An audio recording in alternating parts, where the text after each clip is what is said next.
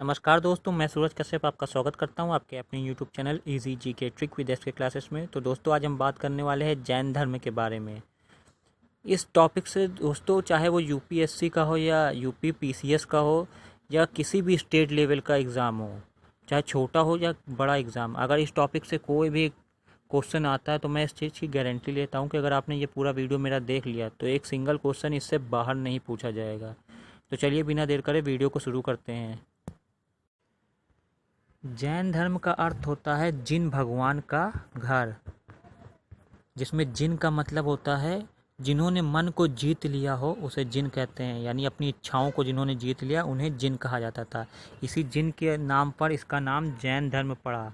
इसके अगर प्रथम तीर्थंकर या इसके संस्थापक की बात की जाए तो ऋषभदेव माने जाते हैं। वहीं वास्तविक संस्थापक की बात की जाए तो वो माने जाते हैं महावीर स्वामी, क्योंकि महावीर स्वामी ने ही इस धर्म को जैन धर्म कहा था। तो आज हम बात करने वाले महावीर स्वामी के बारे में। तो देखते हैं महावीर स्वामी के जन्म के बारे में। तो 540 ईस्वी में इनका जन्म हुआ था वैशाली के निकट कुंड ग्राम, जिसको कि वसुकुंड के नाम से भी जाना जाता है। वहीं इनकी मृत्यु हुई थी 468 ईसा पूर्व में पावापुरी राजगृह में। ये बिहार की एक जगह है। इनके बचपन का नाम था वर्धमान, कई बार एग्जाम में पूछा गया है। इनके पिता का नाम था सिद्धार्थ। वहीं इनकी माता त्रिशिला लिच्छवी राजा चेतक की बहन थी। इनकी पुत्री के बारे में कई बार प्रश्न एग्जाम में पूछा गया है। तो इनकी पुत्री का नाम अरोज्या था, या प्रियदर्शी या प्रियदर्शनी के नाम से ये बहुत फेमस थी। इनका ये भी नाम पूछा जाता है अरोज्या के नाम से, तो ये भी आप नोट डाउन कर लीजिएगा। इनके दामाद का नाम था जमाली, जो कि पहले अनुयायी माने जाते हैं जैन धर्म के, और महावीर स्वामी के पहले विरोधी भी यही माने जाते हैं। अपने बड़े भाई नंदीवर्धन की आज्ञा लेकर 30 वर्ष की अवस्था में महावीर स्वामी ने गृह त्याग दिया था। ऋजुपालिका नदी के किनारे साल्मीकि वृक्ष के नीचे 12 वर्ष 5 महीने और 15 दिन की कठोर तपस्या के बाद इनको ज्ञान की प्राप्ति हुई थी। कि ज्ञान प्राप्ति को कैवल्य कहा गया, इसीलिए इन्हें कैवलिन के नाम से भी जाना जाता है। इंद्रियों को वश में करने के कारण इन्हें जिन कहा गया था, और इस वजह से इनका जो मंदिर होता है उसको जिनालय कहा जाता है। जिस तरह से हिंदुओं में जहाँ भगवान रहते हैं उसको मंदिर कहा जाता है, मुस्लिमों में मस्जिद कहा जाता है, सिखों में कहा जाता है गुरुद्वारा और चर्च कहा जाता है, हमारे क्रिश्चियन में उसी तरह से जैन धर्म में जहाँ पे उनके भगवान निवास करते हैं उसको जिनालय कहा जाता है। तपस्या में अत्यंत पराक्रम दिखाने के कारण इन्हें महावीर कहा गया था, क्योंकि इन्होंने 12 साल तक कठोर तपस्या की थी, तब जाके इनको ज्ञान की प्राप्ति हुई थी। इस वजह से इनको महावीर कहा जाता है। और जैन धर्म के क्रोण सिद्धांत की अगर बात की जाए तो एकांतवाद और स्यादवाद इनके कोर सिद्धांत थे। स्यादवाद को ही सप्तभंगी सिद्धांत भी कहा जाता है। अगर बात करें इनके त्रिरत्न की, जिससे एग्जाम में कई बार क्वेश्चन पूछा हुआ है, तो कौन कौन से इनके त्रिरत्न थे? सम्यक चरित्र, सम्यक ज्ञान और सम्यक धारण इनके त्रिरत्न थे। और महावीर स्वामी ने 5 महावृत्त दिया था। 4 महावृत्त तो ऑलरेडी हमारे पार्श्वनाथ दे चुके थे, जो कि 23वें तीर्थंकर थे। और जो हमारा 5वां सिद्धांत यानी ब्रह्मचर्य दिया था महावीर स्वामी द्वारा दिया गया था। तो कौन कौन से थे ये 5 महावृत्त? अहिंसा, सत्य, अस्तेय, परिग्रह, और लास्ट जो दिया था ब्रह्मचर्य, जिसमें अहिंसा का मतलब होता है जीवों पर दया करना, सत्य का मतलब होता है सच बोलना, अस्तेय मतलब चोरी ना करना, और अपरिग्रह मतलब संग्रह ना करना, मतलब धन का संचय ना करना। और ब्रह्मचर्य का मतलब होता है इंद्रियों पर संयम करने वाला। जैन धर्म के प्रथम तीर्थंकर या इसके संस्थापक की बात की जाए तो ऋषभदेव, यानी कहीं कहीं इनको ऋषभनाथ के नाम से भी लिखा हुआ है। ऋषभनाथ का उल्लेख हमारे वेदों में भी देखने को मिलता है। अगर इसके 21वें तीर्थंकर की बात करें जाए तो वो थे अरिष्ट नेमी, और 22वें तीर्थंकर थे हमारे नेमिनाथ। यहाँ पे ये उल्टा हो गया है, इसको आप चेंज कर लीजिएगा। तो ये जो नेमिनाथ थे ये भगवान श्री कृष्ण के चचेरे भाई माने जाते हैं, और इनका ही उल्लेख ये महाभारत काल के समय में ही थे। तो ये प्रश्न में पूछा जाता है कौन से इसमें से तीर्थंकर थे जो महाभारत टाइम पे थे, तो वो थे हमारे नेमिनाथ। और अगर चचेरे भाई की नाम आता है तो भी आएगा आपका नेमिनाथ। और ऐसा माना जाता है कि जब अगली बार भी 24 जब तीर्थंकर फिर से पैदा होंगे तो पहला जो संस्थापक होगा वो कृष्ण ही माने गए हैं। और 23वें की बात करें तो ये थे पार्श्वनाथ, और 24वें तीर्थंकर और जो कि लास्ट तीर्थंकर माने जाते हैं वो थे महावीर स्वामी। जैन धर्म के 2 तीर्थंकर ऋषभनाथ और अरिष्टनेमी का उल्लेख ऋग्वेद में मिलता है। अब देख लेते हैं कौन कौन से तीर्थंकर, उनके क्या क्या सिंबल्स हुआ करते थे। तो देखिए, अगर ऋषभनाथ की बात की जाए तो इनका सिंबल जो था यानी प्रतीक चिन्ह था वो सांड या बैल था। नेमिनाथ का था नीलोपतल यानी नीले कमल का पत्ता। अरिष्टनेमी का शंख हुआ करता था। पार्श्वनाथ का सर्प था। देखिए, पार्श्वनाथ का तो याद करना आसान है क्योंकि ऊपर सर्प की तरह हुआ है ना, तो सर्प था। और महावीर स्वामी का था सिंह। जैन धर्म के 23वें तीर्थंकर पार्श्वनाथ काशी के इक्ष्वाकु वंश में उत्पन्न हुए थे। वहीं 11वें तीर्थंकर हुआ करते थे इसके श्रेयंसनाथ, जिनके नाम पर ही सारनाथ का नाम सारनाथ पड़ा है। तो ये भी एग्जाम में पूछा गया प्रश्न है। पार्श्वनाथ जी के द्वारा चलाया गया धर्म जो था उसको निग्रंथ कहा जाता था, क्योंकि जैसा मैं पहले ही बता चुका हूँ, उससे पहले इसका जैन धर्म नाम नहीं हुआ करता था। महावीर स्वामी के आने के बाद उसका नाम जैन धर्म पड़ा था। तो उससे पहले ये क्या था, निग्रंथ कहा जाता था। पहली जैन सभा कब हुई थी तो पाटलिपुत्र में 300 ईसा पूर्व में स्थूलभद्र और संभूति विजय के नेतृत्व में हुई थी। महावीर स्वामी के देहवासन के बाद यानी मरने के बाद जैन धर्म 2 समुदाय में बंट गया था, श्वेतांबर और दिगंबर में। तो जो श्वेत वस्त्र पहनते थे उनको श्वेतांबर कहा जाता था, और जो दिगंबर मतलब जो मानते थे कि ये पूरी धरती यानी पूरा विश्व जो है उनका अंबर, जिसका पूरा विश्व हो अंबर, उसको कहा जाता था दिगंबर। तो इस वजह से ये नग्न रहते थे, कपड़े नहीं। अशोक के शासन काल में ही ये दोनों धर्म जो है श्वेतांबर और दिगंबर में टूटे थे। इसी समय एक कंट्रोवर्सी हो गई थी कि क्या इन लोगों को वस्त्र पहनना चाहिए जैन धर्म को या नहीं पहनना चाहिए। तो ये इसको लेके कंट्रोवर्सी हुई थी। इसके बाद ये 2 भागों में टूट गया था, दिगंबर और श्वेतांबर में।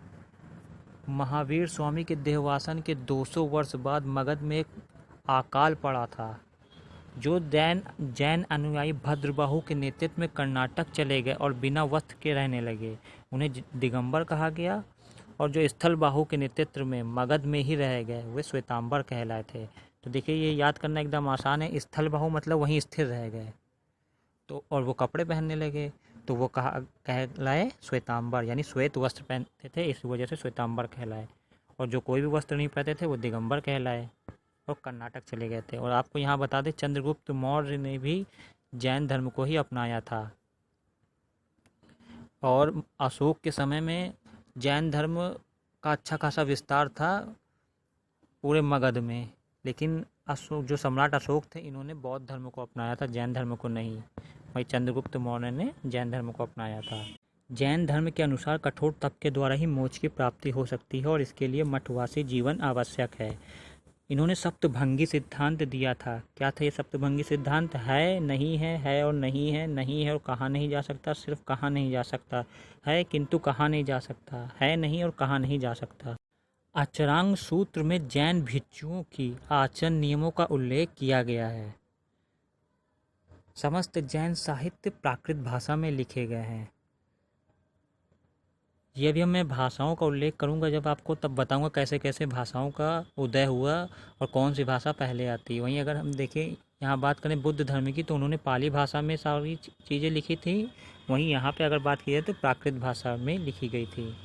देखिए, जैन साहित्य की अगर बात की जाए तो इनके पर्व 14 पर्व हुआ करते थे, 10 सूत्र हुआ करते थे और 84 उपांग हुआ करते थे और प्रकीर्ण। जैन विद्वान जिनसेन राष्ट्रकूट शासक अमोघ वर्ष के दरबार में रहा करते थे। भगवती सूत्र से भगवान महावीर स्वामी के जीवन के बारे में जानकारी प्राप्त होती है। जैन धर्म में ईश्वर की मान्यता नहीं थी। जैन धर्म ईश्वर को नहीं मानता था। जैन धर्म कल्पसूत्र की रचना भद्रबाहु ने की थी और यही कल्पसूत्र में ही जितने 24 तीर्थंकर हैं उनके जीवनी का यानी जीवन परिचय कल्पसूत्र में ही दिया हुआ है। जैन ग्रंथ परिशिष्ट पर्व की रचना हेमचंद द्वारा की गई थी। ये सारे ही प्रश्न पूछे गए एग्जाम में, इसलिए आप नोट डाउन करते चलिएगा।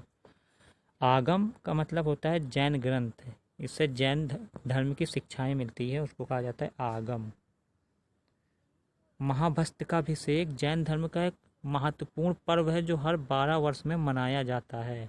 अभी 2018 में मनाया जा चुका है ये पर्व, अब 2030 में मनाया जाएगा। ये कहाँ पे मनाया जाता है? तो ये कर्नाटक के श्रवणबेलगोला में मनाया जाता है, बहुत ही फेमस है। गोमतेश्वर की पूजा की जाती है, एक मूर्ति है वहाँ पे गोमतेश्वर, उसकी पूजा की जाती है।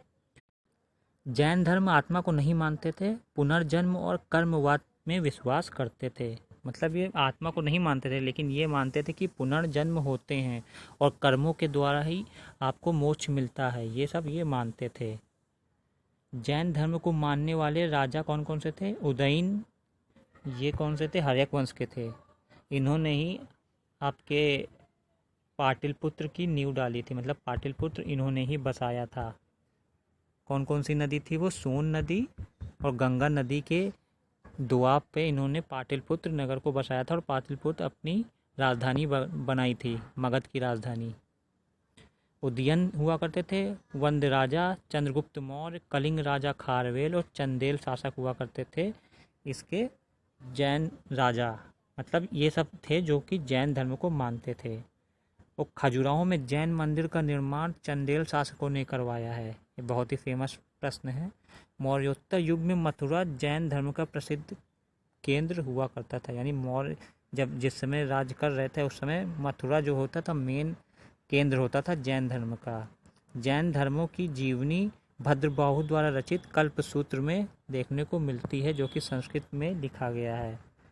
खारवेल की हाथी गुफा अभिलेख, खंडकगिरी, उदयगिरी गुफाओं में जैन धर्म के अवशेष प्राप्त होते हैं। चंपा के शासक दधिवाहन की पुत्री चंदना महावीर की पहली महिला भिक्षुणी थी। वहीं अगर हम लोग जैन गौतम बुद्ध के समय की बौद्ध धर्म में मानते हैं कि चुप तो पहली कौन सी थी महिला, तो उनकी मौसी थी प्रजापति गौतमी। मैंने बौद्ध धर्म पर भी एक लेक्चर ऑलरेडी बनाया हुआ है, आप अगर जिनको देखना है वो प्लेलिस्ट में जाके एंशिएंट हिस्ट्री के चैप्टर में वो देख सकते हैं, आपको मिल जाएगा गौतम बुद्ध के बारे में। विष्णु पुराण तथा भगवत पुराण में ऋषभ देव का उल्लेख नारायण अवतार के रूप में देखने को मिलता है। महावीर स्वामी का सबसे पहला शिष्य या सबसे प्रिय शिष्य जो हुआ करता था वो था मखली पुत्र घोषाल, लेकिन इसने 6 साल तक केवल इस धर्म को अपनाया था। उसके बाद इसको जैन धर्म को छोड़ के उसने एक आजीवक संप्रदाय की स्थापना की थी। इसके अलावा देखते कौन से प्रश्न पूछे जाते एग्जाम में। तो जैन धर्म का मुख्य केंद्र था मथुरा और उज्जैन। जैन धर्म का वह संप्रदाय जिसने मूर्ति पूजा को अपना लिया था वो था श्वेतांबर। जैसा कि मैं पहले बता चुका हूँ कि ये मूर्ति पूजा को नहीं मानते थे, लेकिन जब ये श्वेतांबर और दिगंबर में टूट गए थे 2 भागों में, तो ये जो श्वेतांबर थे वो मूर्ति पूजा को अपना लिया था इन्होंने। वह धर्म जिसने व्यापार एवं वाणिज्य को अधिक महत्व दिया था वो जैन धर्म ही था। अगला प्रश्न हमारा है कि जैन धर्म के जो अधिकतर धर्म ग्रंथ लिखे गए हैं वो किस भाषा में लिखे गए हैं? तो वो प्राकृत भाषा में लिखे गए हैं, जिसको अर्धमगधी भी कहा जाता है। वह भाषा जिसने जैन धर्म के धार्मिक ग्रंथ लिखे गए तो अर्धमगधी। ये अर्धमगधी कहिए या प्राकृत भाषा कहिए, प्राकृत भाषा कहिए, बात एक ही है। जैन ग्रंथ कल्पसूत्र किस भाषा में लिखे गए हैं? तो ये संस्कृत भाषा में लिखे गए, इसीलिए ये बहुत ही इंपॉर्टेंट हो जाते हैं, क्योंकि नॉर्मली जितनी भी चीज़ें धर्म से रिलेटेड इसमें लिखी गई हैं वो सब प्राकृत भाषा में लिखी गई है, लेकिन यही एकमात्र ऐसी चीज़ है धर्म ग्रंथ या धर्म बुक जो संस्कृत भाषा में लिखी गई है। हालांकि ये जो प्राकृत भाषा है वो भी संस्कृत भाषा का ही उद्गम हुई है। प्रथम जैन संगीतकी का आयोजन किसके समय में किया गया था? तो वो चंद्रगुप्त मौर्य के समय में किया गया था। द्वितीय जैन संगीतकी के अध्यक्ष कौन थे? तो वो थे देवार्धिरक्षणा श्रवण। वह स्थान जहाँ द्वितीय जैन संगीतकी का आयोजन किया गया था तो वो वल्लभी था। राजस्थान प्रांत का वह स्थान जहाँ दिलवाना जैन मंदिर स्थित है वो है माउंट आबू। ये बहुत ही फेमस है, सभी जानते हैं माउंट आबू को। तो प्रथम जैन संगीतकी का अध्यक्ष कौन था? स्थलभद्र। इसी के समय में ही जो श्वेतांबर और दिगंबर 2 भागों में टूटा था। प्रथम जैन संगीतिकी का आयोजन किसके समय में किया गया था? तो वो था चंद्रगुप्त मौर्य के समय में। द्वितीय जैन संगीतिकी का अध्यक्ष था देवार्धी श्रवण, ये हम पहले ही बता चुके हैं। तो ये तो था कुछ इम्पोर्टेंट हमारे जैन धर्म से रिलेटेड। इसके अलावा आपके एग्ज़ाम में कुछ भी बाहर नहीं पूछा जाएगा। देखिए एक ये क्वेश्चन छूट गया, ये देख लेते हैं। हाथी गुफा उड़ीसा में है, ये भी जैन धर्म से रिलेटेड है। तो दोस्तों, अगर आपको वीडियो पसंद आई तो please like and subscribe my channel. Bye bye, जय हिंद।